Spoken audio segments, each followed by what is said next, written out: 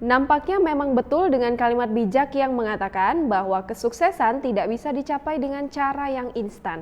Mie instan aja harus dimasak matang dulu ya bun. Nah, apalagi kalau mau jadi PNS.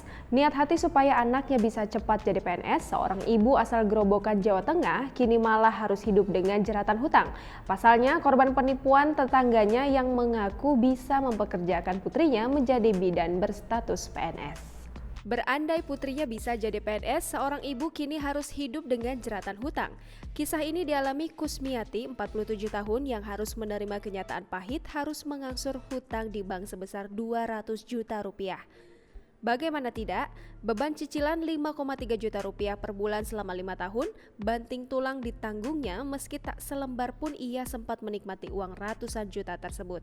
Warga desa Panunggalan, Kecamatan Pulo Kulon, Kabupaten Grobogan, Jawa Tengah, merupakan korban penipuan tetangganya yang mengaku bisa memperkerjakan putrinya menjadi bidan berstatus PNS. Alih-alih mendapatkan pekerjaan, uang 200 juta rupiah yang diminta sebagai mahar untuk menjadi abdi negara justru raib. Kusmiati mengaku geram lantaran kesepakatan sejak 2015 tersebut tak kunjung terrealisasi dengan berbagai alasan yang tak jelas. Apalagi uang 200 juta rupiah telah diserahkan dengan bukti kwitansi di atas materai. Berasa ditipu, ibu dua anak tersebut lantas melapor ke Polsek Panunggalan pada 2017. Amarah Kusmiati pun akhirnya memuncak lantaran setelah beberapa kali melapor belum juga ada kepastian dari pihak polisi. Curahan hati Kusmiati melalui rekaman video bahkan diunggahnya ke beberapa media sosial dengan harapan kasusnya segera mendapat perhatian.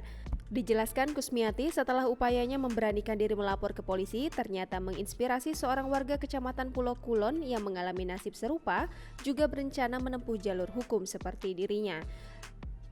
Sementara itu Kapolsek Panunggalan Ibtu Ketut Sudiarta membenarkan perihal pelaporan kasus dugaan penipuan dan penggelapan dengan modus iming-iming dijadikan PNS yang menimpa Kusmiati.